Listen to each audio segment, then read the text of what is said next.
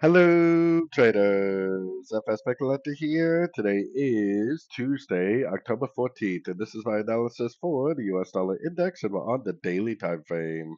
So, on the dollar index, I still think there's a chance this could be a regular flat. I still have it labeled as a WXYXZ pattern because to me it all looks like it's three waves. You know, three waves up, three waves down, three waves up, three waves down, three waves up potentially. But it definitely could just be a regular flat. You know, this would be the A, B, and C of a regular flat. If it is a regular flat, the target is often the 100% of the wave A projected off the wave B. Sometimes you do get the 90% also being a really good target. Now, it could also turn into an expanding flat, which I think would make a lot of sense because the expanding flat would put us up to the 178, 161.8, and that would also put us all the way up here to this support area, and that would also lead to potentially a bullish dollar for the next few weeks.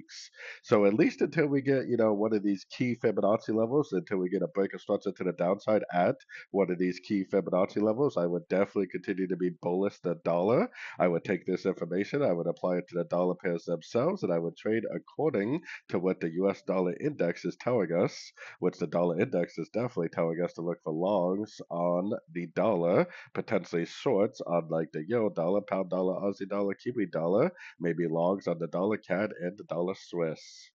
So anyways, don't forget to check out my website linked over here in the corner. And as always, thank you for watching and happy trading.